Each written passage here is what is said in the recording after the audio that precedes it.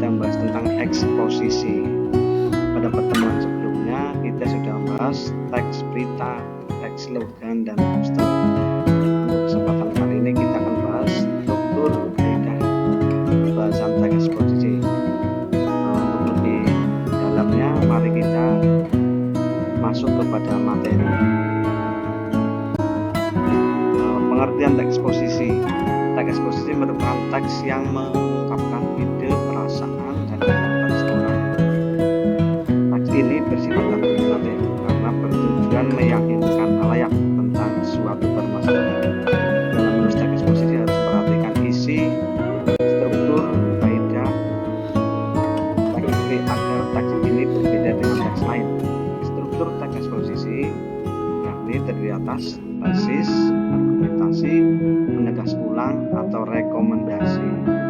Untuk penegas ulang itu kita samakan dengan rekomendasi.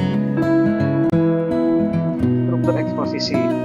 Struktur eksposisi seperti yang telah dilakukan tadi dalam materi sebelumnya, yaitu pernyataan umum atau tesis, rangkaian argumen, dan penegas ulang atau yang sering kita sebut dengan rekomendasi. Kaidah pembahasan teks eksposisi. Yang pertama, menggunakan kata-kata teknis atau peristilahan yang berkenaan dengan masalah utama atau topik yang dibahas. Yang kedua, menggunakan kata-kata menunjukkan hubungan untuk mengatakan suatu yang argumentatif. Misalnya, jika maka sebab disebabkan karena demikian akibatnya sehingga oleh karena itu. Yang ketiga, menggunakan kata-kata fundamental, yakni kata kerja yang mengatakan kegiatan sebagai bentuk aktivitas pemikiran. Kata-kata ini maksud misalnya memperhatikan, menggambarkan, mengetahui, memahami, dan meyakini, berpikir, dan lain-lain. Kata-kata tersebut dalam pernyataan mengungkapkan pendapat terus terkait dengan masalah yang dibahas. Kaidah pembahasan teks eksposisi menggunakan kata-kata persuasif seperti hendaknya, sebaiknya, diharapkan, perlu, harus, dan seharusnya. Yang menggunakan kata-kata rujukan seperti menurut, berdasarkan, merujuk pada. Ciri-ciri teks eksposisi. Yang pertama, tulisan itu bertujuan memberikan informasi dan pengetahuan. Kemudian yang kedua, tulisan itu bersifat menjawab pertanyaan apa, mengapa, kapan, dan bagaimana. Yang ketiga, disampaikan dengan gaya yang lugas menggunakan bahasa baku.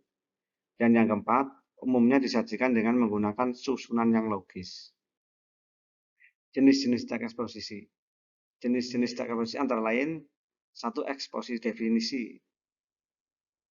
Merupakan definisikan pengertian atau topik tertentu. Jadi teks ini mendefinisikan. Kalau cara kasar itu memberikan pengertian. Yang kedua, eksposisi proses. Eksposisi proses ini eksposisi yang berisi tahapan-tahapan atau cara untuk melakukan sesuatu dari awal hingga akhir. Yang ketiga, eksposisi ilustrasi, memberikan gambaran atau penjelasan yang sederhana mengenai suatu topik dengan topik lainnya, mempunyai kebersamaan, sifat, dan kemiripan. Jadi membuat ilustrasi persamaan. Kemudian yang keempat, eksposisi pertentangan, berisi hal pertentangan yang bertentangan dengan suatu hal dengan hal lainnya. Yang kelima, eksposisi laporan, yaitu memberikan laporan dari sebuah peristiwa atau penelitian tertentu. Yang terakhir, eksposisi perbandingan, ide atau gagasan utama yang dipaparkan dengan cara membandingkan satu hal dengan yang lain. Dari di sini dua hal dibandingkan. Itu namanya teks eksposisi perbandingan.